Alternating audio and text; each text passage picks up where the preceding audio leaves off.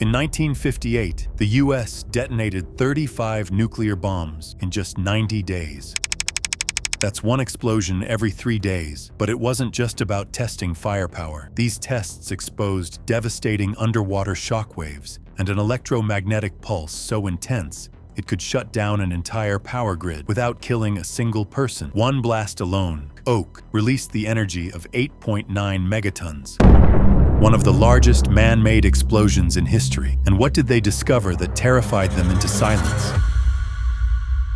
By spring 1958, the Soviet Union had proposed a nuclear testing moratorium that would force both superpowers to halt all nuclear weapons development. This wasn't just a suggestion, it was a calculated move that put American military planners in an impossible position. US intelligence knew the Soviets were ahead in some areas of nuclear technology. The Americans had plans for dozens of critical tests that would take years to complete under normal conditions. But normal conditions had just disappeared. The window for testing was closing fast, and there would be no second chances. President Eisenhower faced enormous pressure from both sides. Peace activists and foreign allies supported the Soviet proposal. They wanted an end to the radioactive contamination that was spreading across the globe. But American military leaders warned that accepting the moratorium would leave the United States permanently behind in nuclear capabilities. The solution was a compromise that created one of the most intense military operations in history.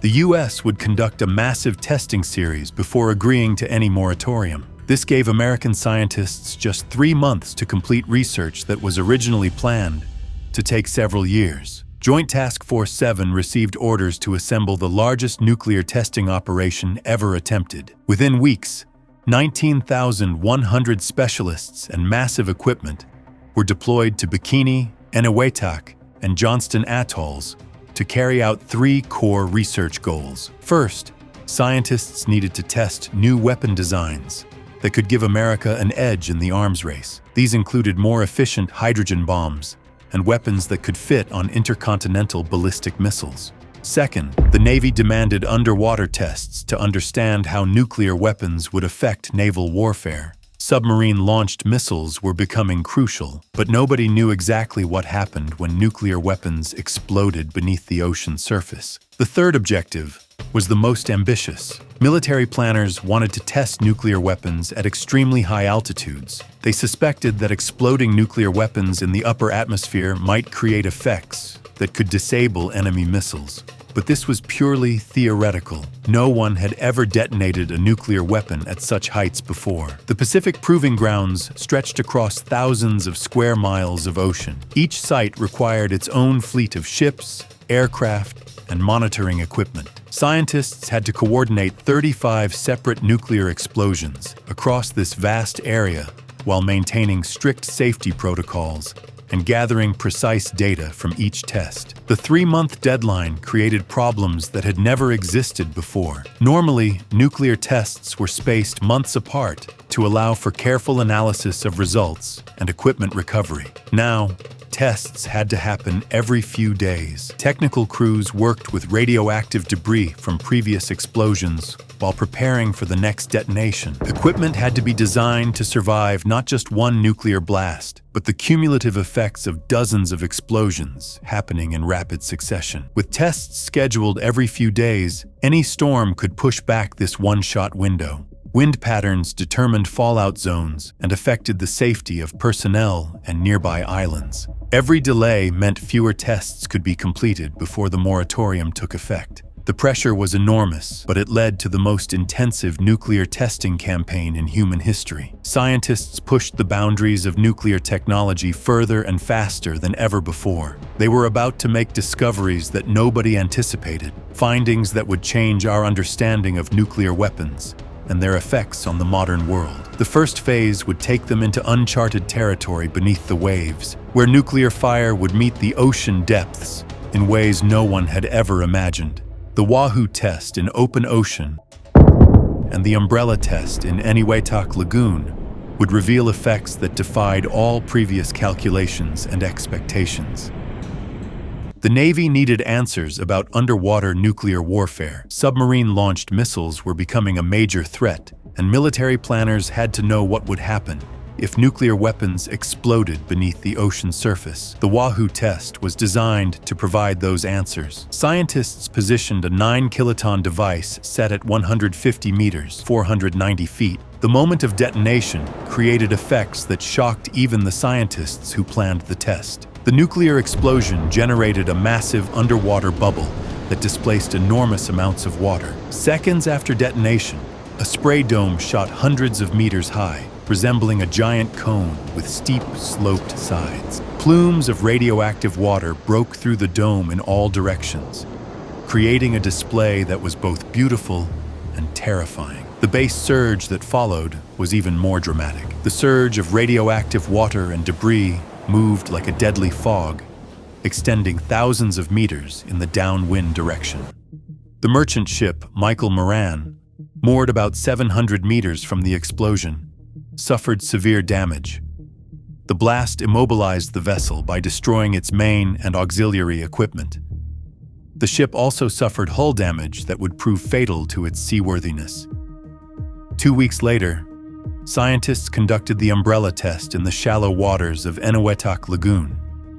This test placed an 8-kiloton nuclear device at just 150 feet depth, much closer to the surface than the Wahoo test. The location in the lagoon made the test easier to set up, but the effects were far more dramatic than anyone expected. The umbrella blast broke the surface within 1/10 of a second. These underwater tests revealed effects that changed naval warfare strategy forever. The explosions created less radioactive fallout than surface tests because the water absorbed much of the radioactive material. But this created a different problem. Radioactive water mixed beyond the immediate zone, affecting marine life and ocean ecosystems. The shockwave effects were less destructive than scientists had predicted. The destroyers at the tested ranges suffered negligible damage from the blast itself. However, equipment failure from the explosion could still immobilize entire naval fleets, as demonstrated by the Moran's complete loss of power and propulsion systems. The underwater tests proved that the ocean offered no protection from nuclear weapons. The massive water displacement and radioactive contamination showed that underwater nuclear explosions could be just as devastating as surface blasts, just in different ways.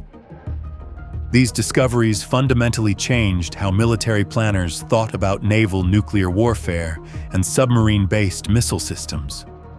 But the underwater tests were just the beginning. Scientists were about to unleash something far more destructive on the surface.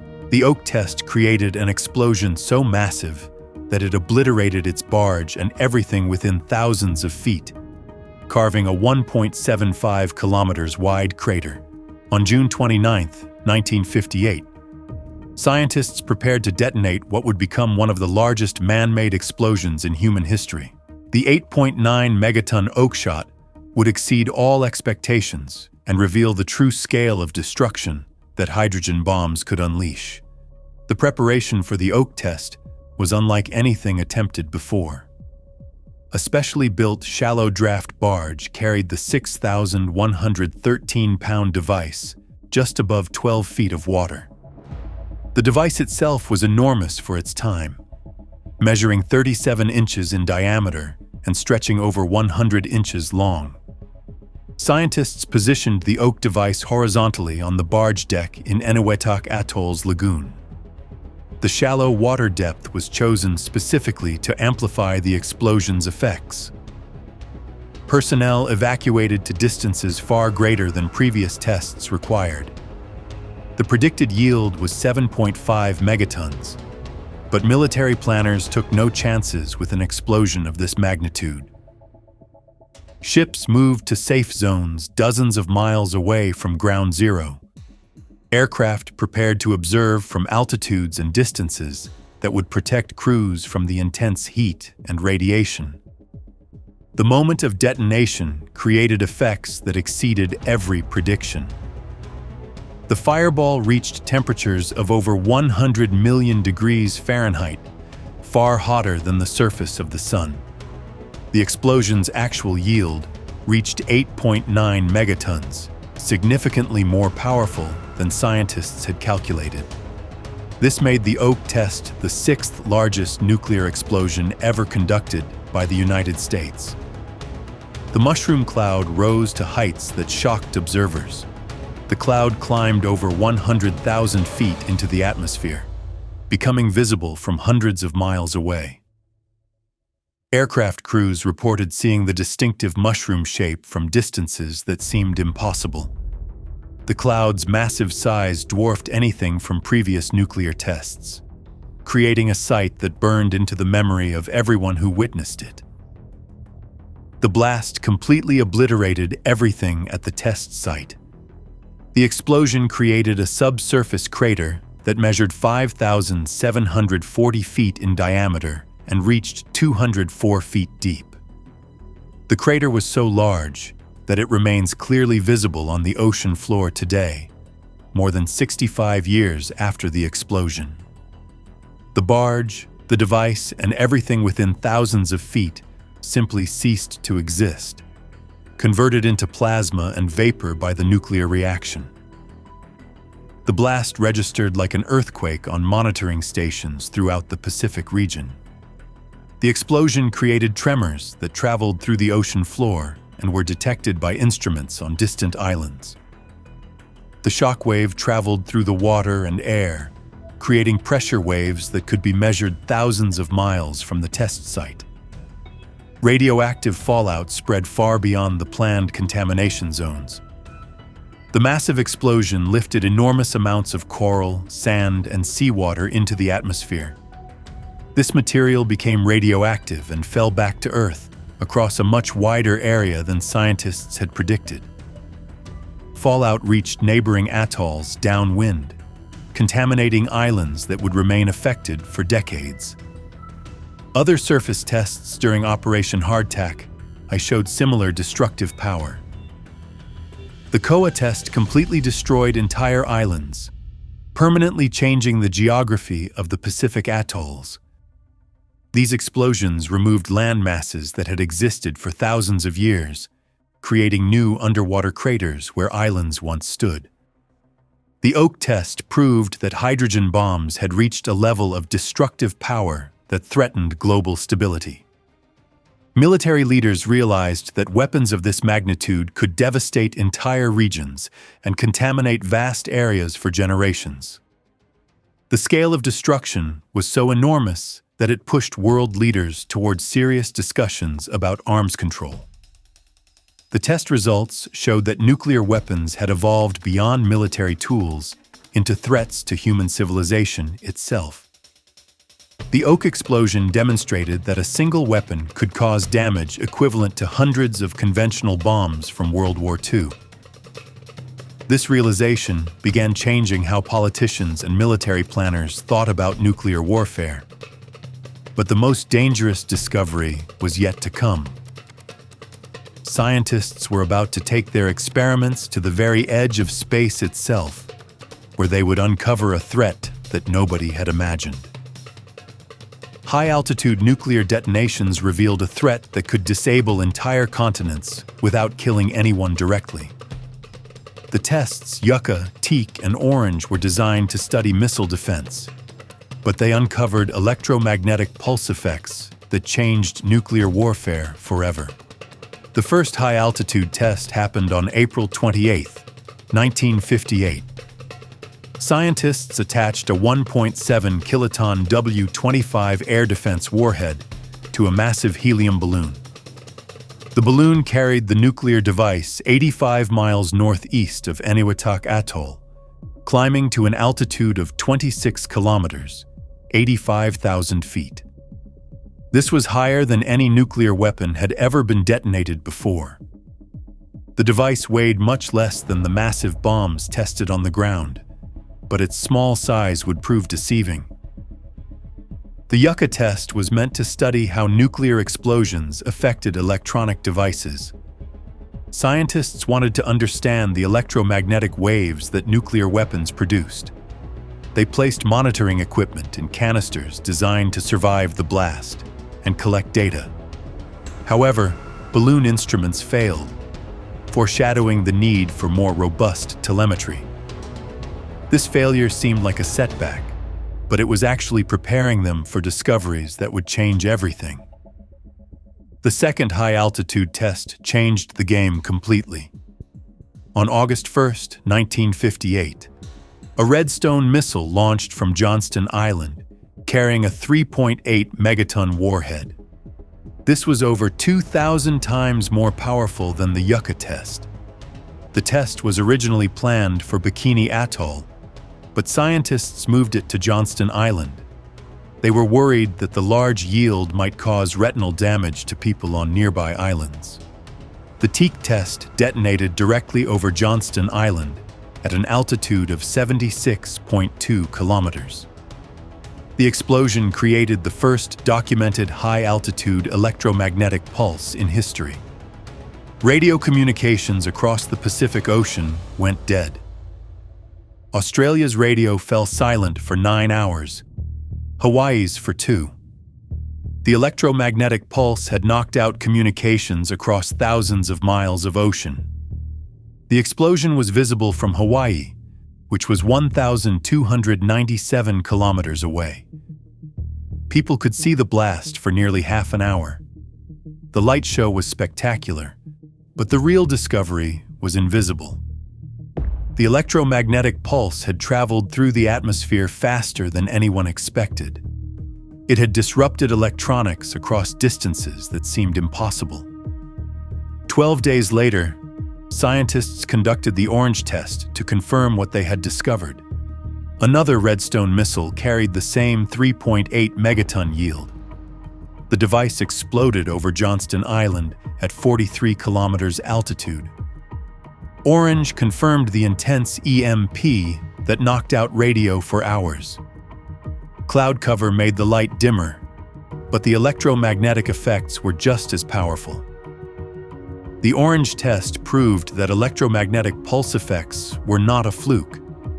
They were a consistent and dangerous result of high-altitude nuclear explosions. Scientists realized they had discovered something that could change warfare forever. A single high-altitude nuclear explosion could knock out power grids, communications, and electronics across entire continents. The weapon didn't need to hit targets directly. It could disable them from hundreds of miles away. This discovery fundamentally changed military strategy. Nuclear weapons could now destroy modern infrastructure without creating massive casualties.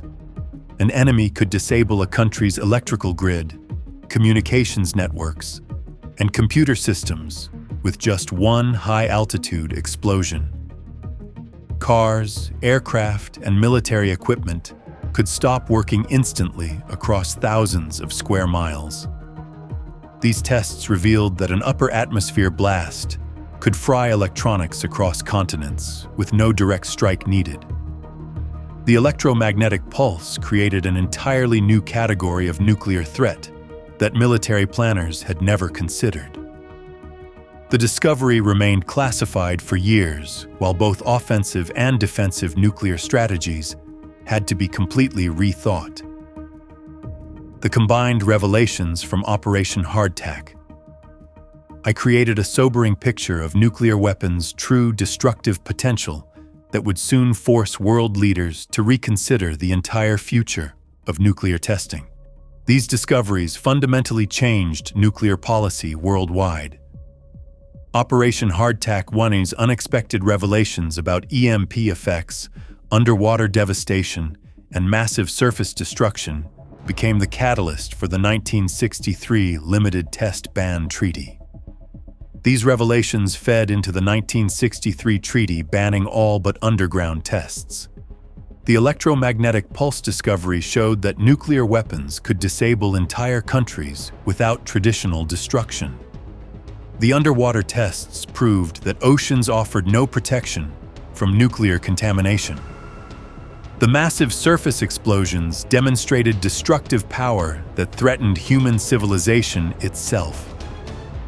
This intensive 3-month period of testing drove international momentum toward arms control agreements.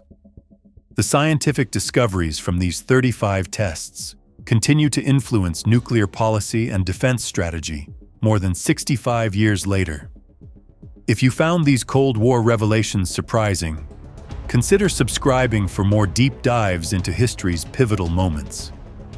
If you want to follow the story of Gerboise Bleu, check out our video here.